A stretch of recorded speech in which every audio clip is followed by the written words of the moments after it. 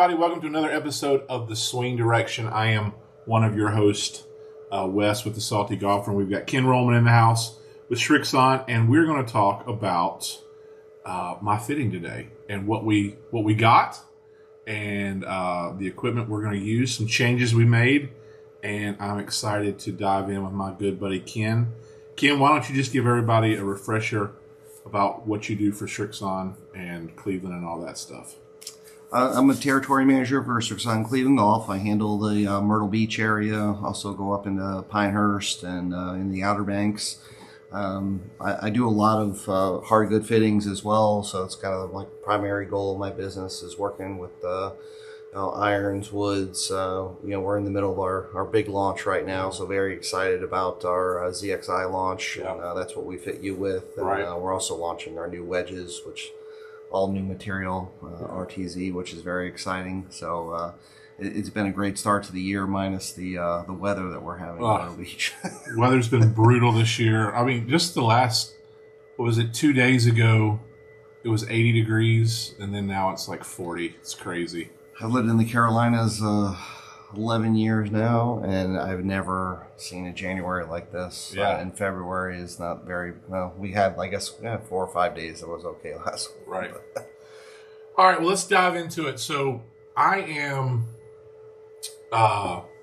excited about, I was excited, last year when we got fitted, but this year I am so excited because I think I'm most excited about the wedges, but the shaft that I'm being put into just completely different from the one I was in last year. And just how fast the driver feels this year compared to years before. It looks fast. It looks sexy. It looks... Where do you want to start? I think one of the big changes for you was in the iron category. Your iron play has always been real solid. We went into and used the Recoil 95 last time, which kind of provided you have issues where you load the club slowly on the downswing. And I think kind of a learning curve for everyone is, shaft profiles. If you look at the tip, the body, and the butt of the shaft is actually truly the feel. You see people come up and they waggle it, and they think they feel the tip, and that's not the case. But what everyone loads the club a little bit differently. Some people load on the downswing differently, backswing differently. But what we need to do with you was we wanted to make sure, because you loaded slowly, to have that feeling of the shaft loading and unloading. When we get into a shaft that's too rigid, you have a really hard time with that. Yeah. Then the club's not really working with you very well. What we used the PGI 80, which is a KBS shaft, a KBS graphite. Yeah. The cool thing about that shaft is it provides, especially at the 80 gram range, what's unique about today's technology is we're able to generate a lot of different stability, a lot of different profile change through the tip, the body, and the butt, and the weight doesn't reflect upon that. And what I mean is, in the past, in order to get a really stable tip section and a stable mid section, you would have to have a shaft that was heavier. They would have to use more material, right? Yeah. But now with the exotic materials, they're able to really, like that shaft there is good flexibility in the tip or in the butt section. It gives you the feel that you're looking for. Right. But this tip section is actually really stable. Yeah. And the lighter weight works well for you. You create a lot of dynamic weight on the golf club as you swing down. So it helps that's a nice transition and balance. Does that have anything to do with how tall I am? Yeah, absolutely. Yeah. Yeah. I think the thing that was really cool, and I'm not privy to this as good as you are, obviously, but with the last fitting we just did, what I found so interesting is you were able to, you didn't tell me, but you were able to give me a shaft that was a regular flex that felt just as stiff as anything I've ever played. Yeah. And then you gave me a shaft that was stiff and it felt like a fishing pole. Yeah. That just absolutely is amazing. Talk a little bit about that and how that happens, or explain that. The real deal that comes about that is, so if you took 10 stiff flex shafts, Okay, all 10 of them are going to flex differently in the tip, the body, and the butt of the shaft. Right. So we think the tip is the stability section. As the tip's coming through impact, it wants to deflect forwards and it wants to drop down. When we stabilize that, it gives us more control. When we look at the midsection, that really controls the launch of the golf ball. Right. So as we firm that up, it'll bring the flight down. As we add flexibility there, it brings the flight up. So kind of think the tip's kind of controlling the spin and control. The midsection is kind of controlling the launch, and then the butt section is controlling the feel and the lower of the shaft. So if I hand you a shaft, let's just say that is the correct profile. Okay, so for you, a little bit more rigid in the tip, a little bit more flexible in the butt section, and about middle of the road in the body. Yeah. And I hand that to you in a regular flex, because the profile is working correctly for you. It's going to feel good. The club's going to feel balanced, and Sure. It's going to provide the correct shot. So I could even hand that to you in a regular flex, and you're going to get the numbers or the feel that you're looking for. So the performance and feel combination. Yeah. When I hand you a stiff flex, it was very rigid in the butt section. It was, more flexible in the tip section. Even though that shaft technically was stiff, it wasn't flexing properly in the right areas. Right. I could always tell people, you could have the wrong flex, you cannot have the wrong profile. Right. So, and so many people look too much at regular and stiff, and then also to weight.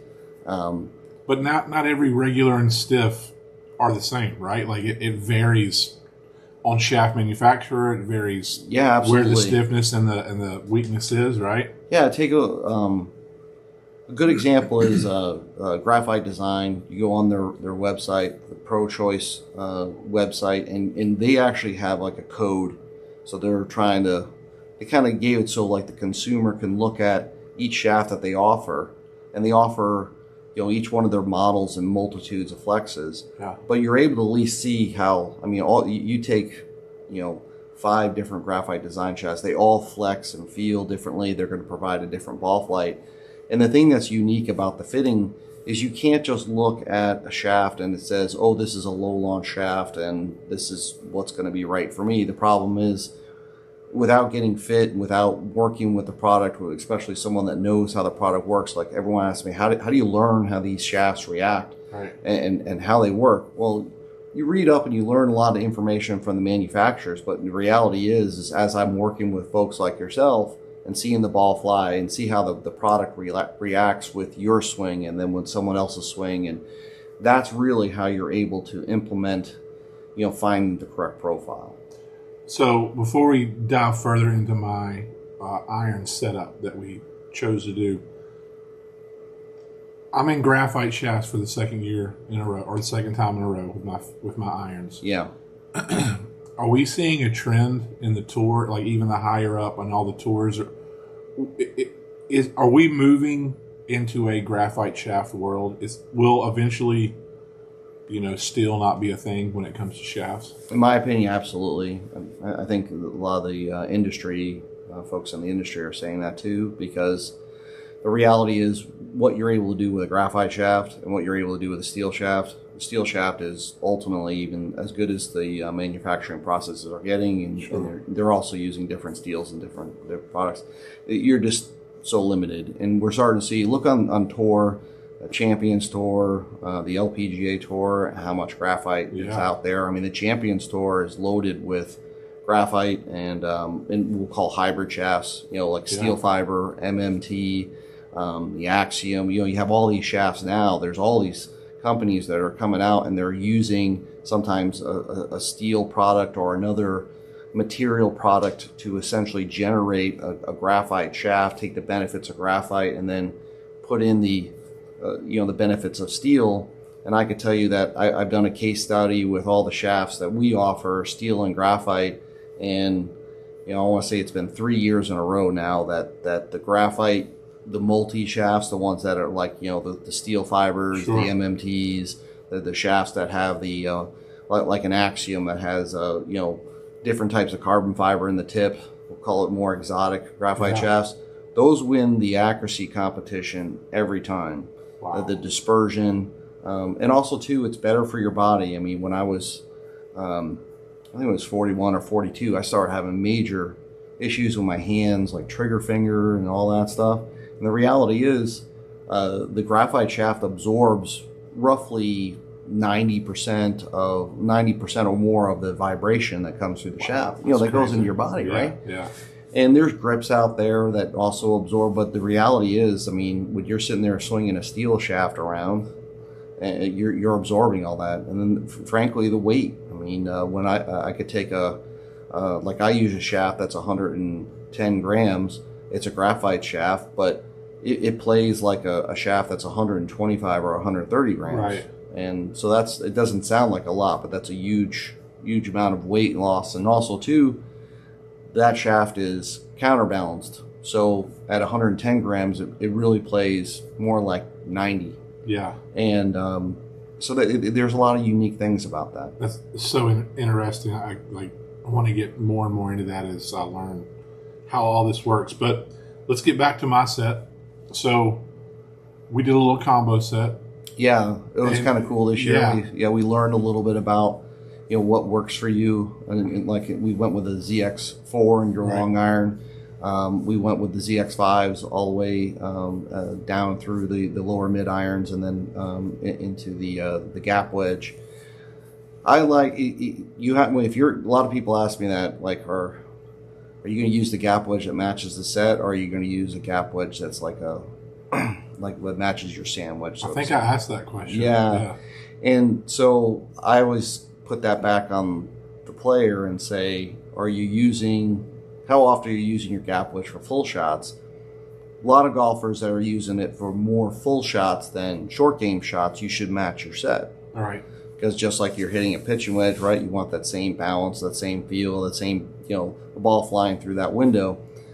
If you're chipping a lot with it or something like that, then I'd say, okay, then you're going to have more of a benefit of a tour style wedge or something that matches your sand wedge. Yeah. So we went with the 4s in the 5 and 6, and then we went with the 5s through gap. Yeah. And I tell you, the 4s they call it a game improving iron, but it looks nothing like it. Tell us a little bit about what's different about the 4 game improving iron this year with Srixon. I'd say that's the iron that has the biggest change from the Mark II generation to now. That iron has evolved a lot over the last 2 iterations.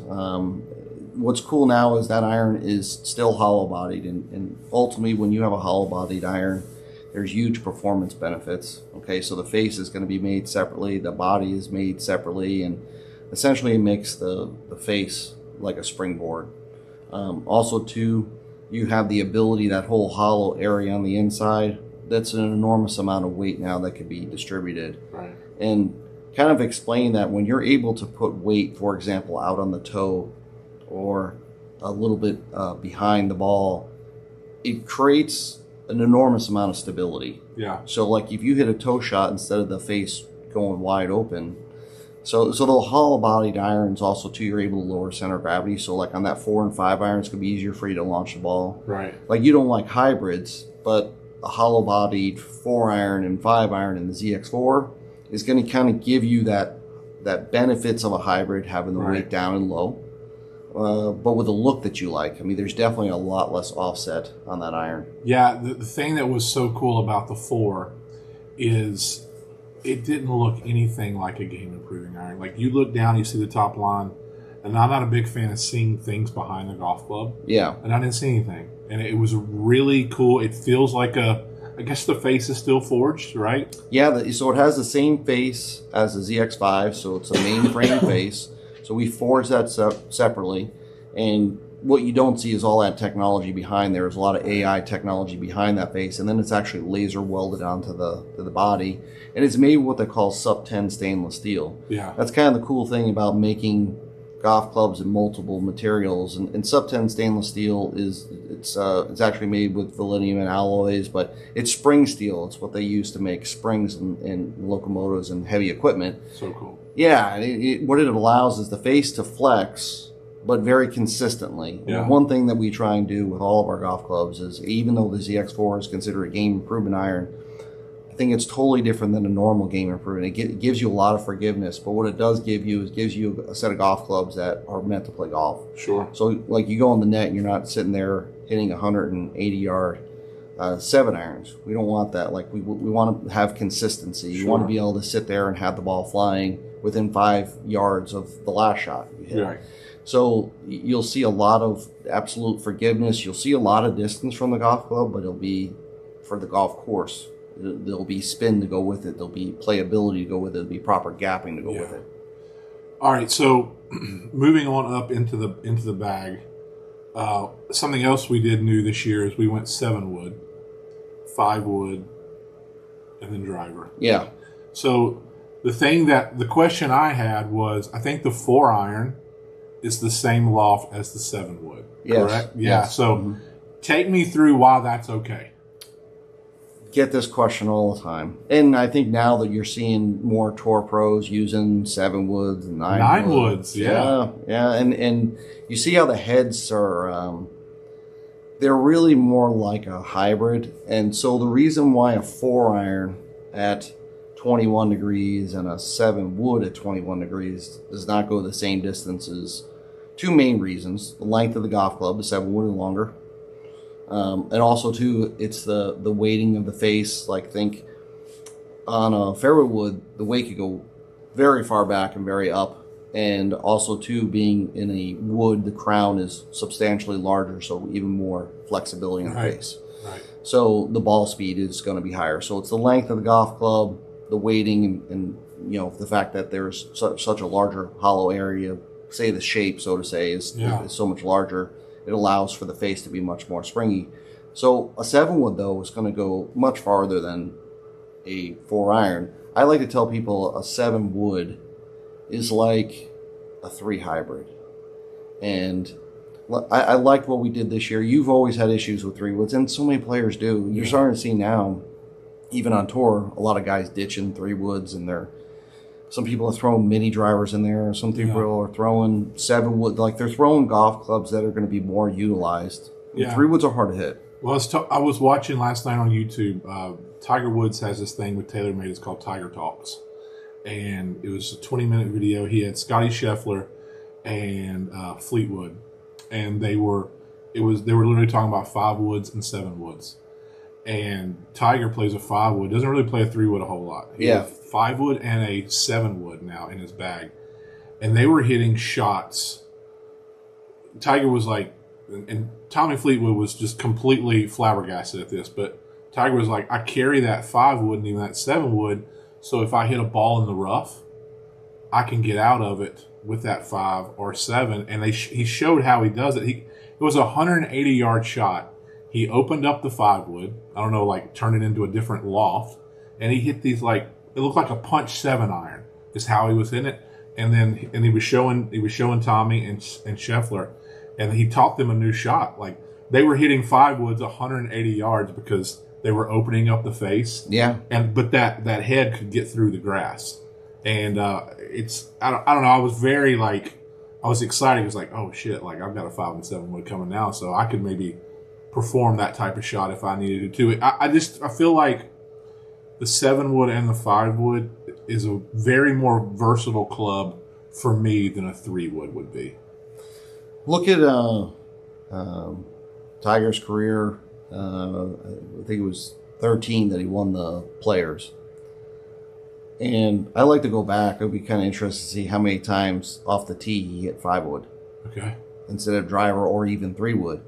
I mean, he especially when he actually put 5 wood into his bag, which was, somewhere in that time frame, it just became, a golf club that because of the length and because of the loft, it's just a lot easier to hit. Yeah. And so what are we going to do with a 3 wood usually? We're either going to be hitting it off the tee, or we're going to be trying to hit a par 5 and 2, a very rare occasion, we're going to be hitting into a long par 3, right? So the reality is, you look at just percentage-wise, like a 5 wood, in some cases too, like you're a good example, you have an attack angle that's really down.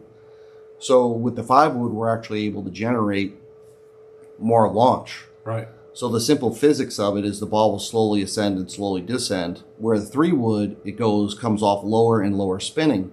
So the ball carries a lot shorter. So now you took that aspect of using it for trying to hit a par 5 and 2, that's gone. That's not really gonna.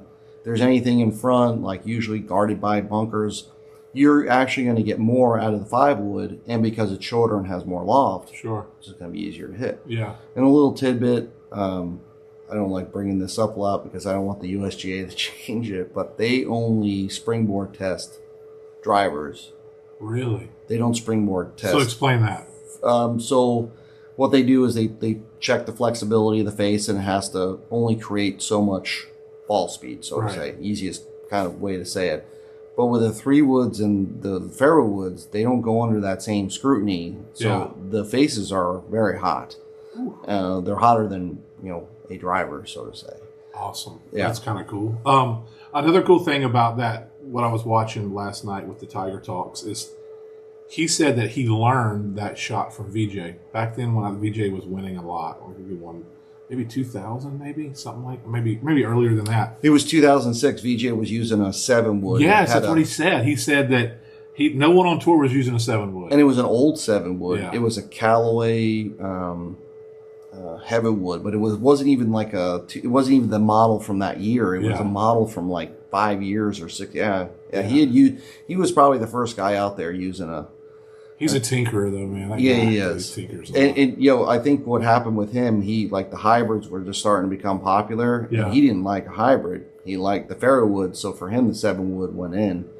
And I think ego is the only thing that stopped. But, I mean, you look at Dustin Johnson. I mean, he's played with a 9 wood quite a few times. That's sick. Yeah. Excuse me. So, all right. Another cool thing about the Srixon, the woods this year, is they're adjustable. Well, our woods were adjustable last year, but we have more adjustability to it. Yeah. So now we're able to go up 1.5 degrees aloft compared to before. We also have more adjustments when it comes to lie angle and face angle. So the adapter has been changed to allow us to do more things. The 3 head models have really changed too. So now we have an LS head. We have we'll call our standard ZXI head, and then we have a Max head. And that's something we never really had before. That's truly a game improvement driver where it's uber forgiving. It's very high launch. We also offer that now in 12 degrees. The low spin model head, it allowed us before we had, the ZX5, then we had the ZX5 LS, and then we had the ZX7. I think there was some redundancy in there. So having these three heads have a very specific job in mind, a specific golfer they're looking for. With you, it really helped us because the Max driver brought us a center of gravity that is as far back as you get and as up as high as you could get. It also added, really a much higher level of forgiveness. But with that attack angle with you, what we were able to do is generate the high launch, but without adding spin. A lot of people look at the numbers all the time. You have to look at your attack angle to understand what is optimal for you. Right. Lee Westwood, one of the best drivers of the golf ball throughout his career. He's like 5 or 6 down. I love that you compare me to him. Yes. You're just, if you just hit the money list like that, you. His optimal, off the top of my head, I want to say it was like 8 degrees of launch, and it was like 3,000 RPMs of spin. And, if you look at Dustin Johnson, and it's 12.5, and it's, probably like for him, like 2,300, something like that. So that is a very important thing for people to know. Don't hear a number and assume that's the number that's right for you. You have to know what your attack angle is, what's going on with the golf club in order to figure out what your optimal spin is.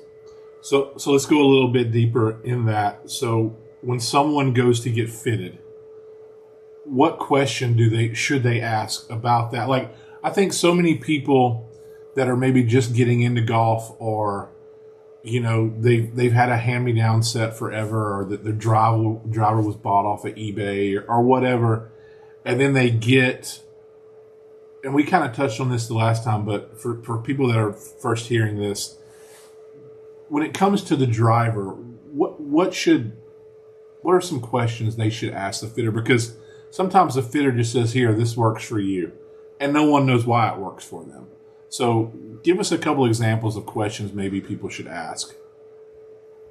I think when people are getting fit, they should definitely go in, and there should be a baseline first. I always like to do a baseline to set up like, okay, this is what's going on with your current equipment.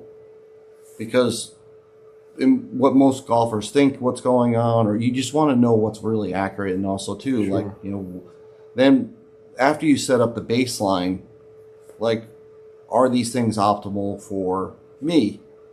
You got to look at the fitter and say, well, what is, what's not performing and why it's not performing. Yeah. And then that's where the goal orientation comes in. So after you've set up the baseline, the fitter should be saying to you, and you should definitely be relaying that to them, is what you're trying to accomplish. Because maybe you're trying to accomplish, I think that's the biggest miss when I see people working with one another. No one actually ever says, oh, well, I don't care. I don't want more distance. I want more accuracy. Yeah. Or vice versa. Or they have a turf interaction issue. So the death is in the details. Sure. So you need to really make sure when you go in and get fit to communicate your issues, your goals, and what you really want out of a new golf club. Yeah. I mean, if you're going to go out and you're going to spend the money, don't just go in there and be like, oh, I hit this 15 yards further, it's great. Oh, the dispersion's a little bit better, that's great. Look at what's going on. Yeah. And you have to start with your own equipment first.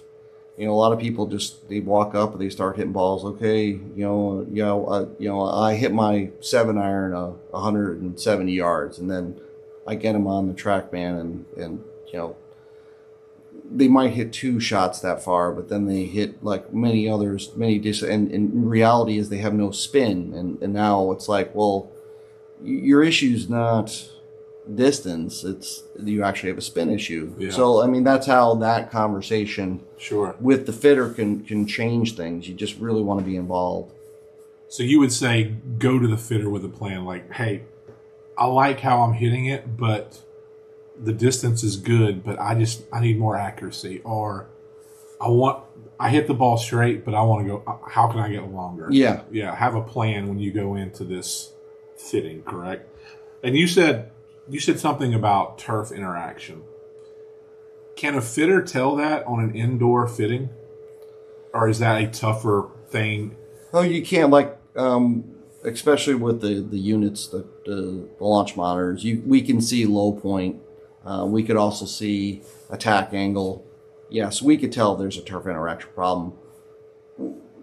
You get the best information from being outdoors when it comes to turf interaction. There's no doubt about that. Yeah. But it's not like if you're getting fit indoors that is totally out the window. Yeah. Because the machine, especially now, TrackMan's they just did a whole bunch of new stuff on low point, and like low point if you didn't make contact with the golf ball, and that information, when someone that's trained properly can look at it and see if there is a turf interaction issue. Right. I tell you a thing that most golfers don't do. They should go out and play a few rounds before they get fit. And this is at any level. Just keep track of how many greens in regulation you hit.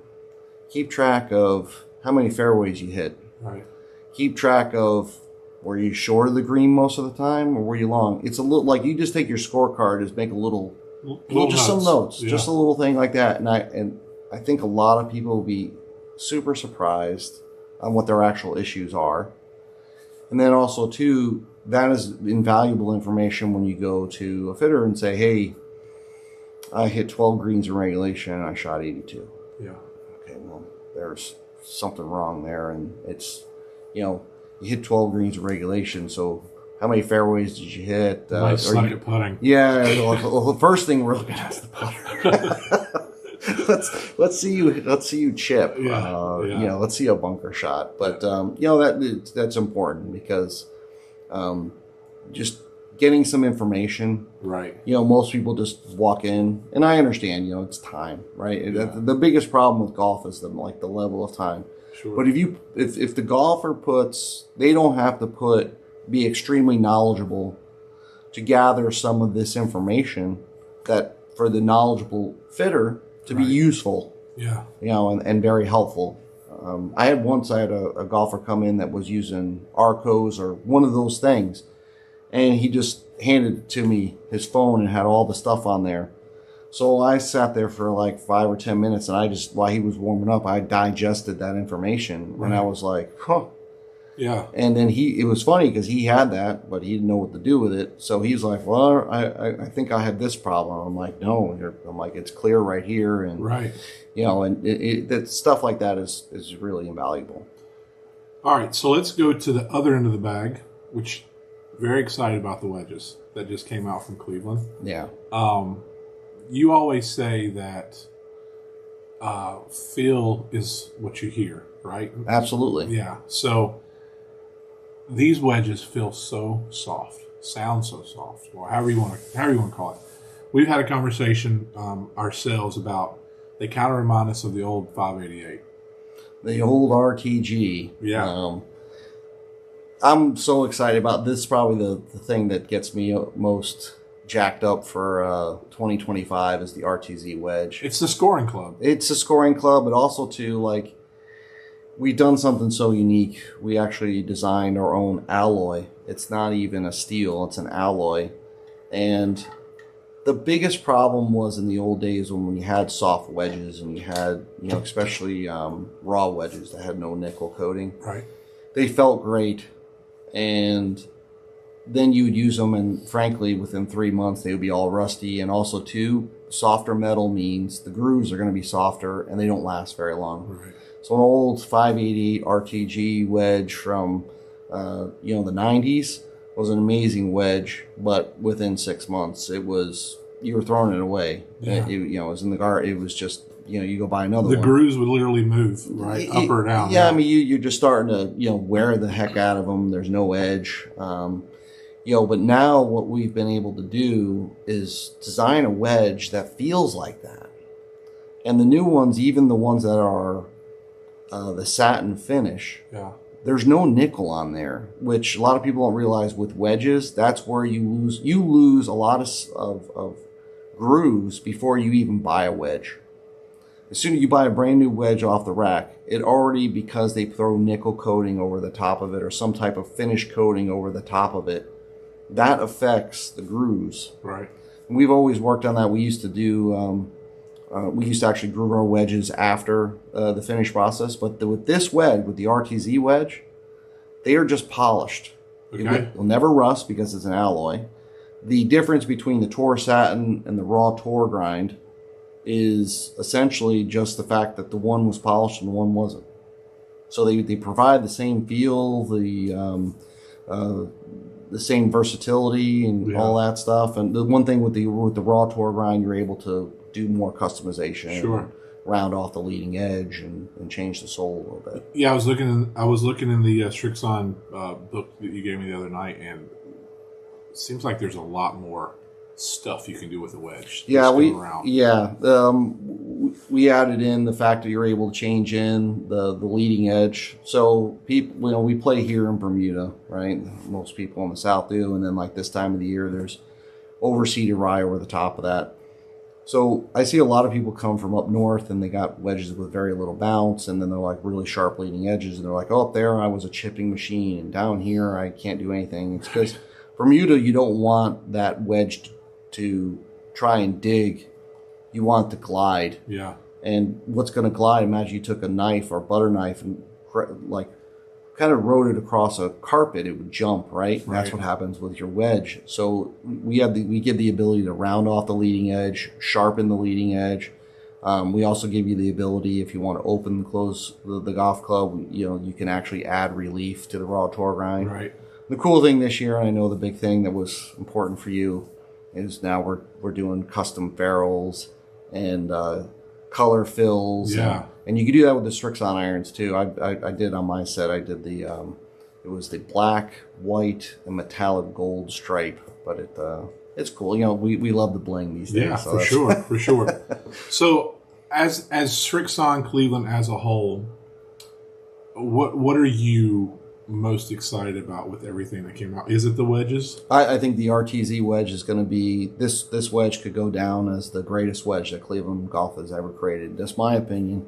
But I've been fortunate that I've gotten to use it, and over the last few months, and I'm just overwhelmed with the performance of it and the feel. And they've really taken so much feedback from the tour and applied it to this wedge, and you could see that in the shaping, the grind, and then how that translates when you take it out on the golf course when it comes to performance. Yeah. Well, as we're finishing up, talk to us, because the golf ball's new too. Yeah, we have the new Z-Star balls are coming out, and so I'll tell you that the big change you're going to see the biggest change is in the diamond. So what they did with the diamond is that is our 100 compression golf ball, 6 mil cover, and that golf ball it brings in more spin than the XV. So the XV is a 5 mil cover, so a little smaller cover, a little harder golf ball, definitely just slightly longer. But now the new diamond is going to have less spin off the driver. And I would say once you start getting into the long irons, and then it's reintroducing it back in the mid irons. And we did the same thing with the Z-Star golf ball as well. What does the diamond compete with? I'd say the diamond, starting into our most popular ball, it definitely seems like the ball that people are playing a Pro V1, TP5, if you're playing a Callaway Chrome Tour, and then if you get into the X balls, that's where our XV comes in. That's definitely our lower spinning golf ball or harder compression golf ball. So that's competes with the Pro V1X. Yeah. And then that's the ball that Hideki has played pretty much his entire career. He's on fire right now. He looks great again. Yeah. I just if he could putt you look at his putting stats, when he is putting well, he wins. Yeah. When he's not putting well, he just sits kind of in the top threshold of the pack, which is pretty awesome. There's a Genesis this week. He won it last year, right? Didn't he win the Genesis? Yeah, I think he was last year. And then, coming out of the gate in Hawaii, he just looked great. And he's continued on to play well we've had a great start. We've had a bunch of wins this year. Yeah. Sepp is playing very well. He played well at Pebble Beach. That was exciting to see a bunch of Srixon guys at Pebble Beach coming down the stretch. Shane had an opportunity there as well. Yeah. So. All right, Ken. Well, this has been fun. I absolutely love everything about Srixon. Everyone knows that. I've been playing Srixon long before Ken and I met, and now to be able to take it to this next level, to get all the information and learn about the technology and improve my game as I'm getting older. It's a lot of fun. As soon as it warms up, we're going to do some on-course stuff with some balls and some wedges and really kind of show you guys. And we're also going to do some different types of reviews with shafts and things like that, just to try to get you guys as dialed in as possible.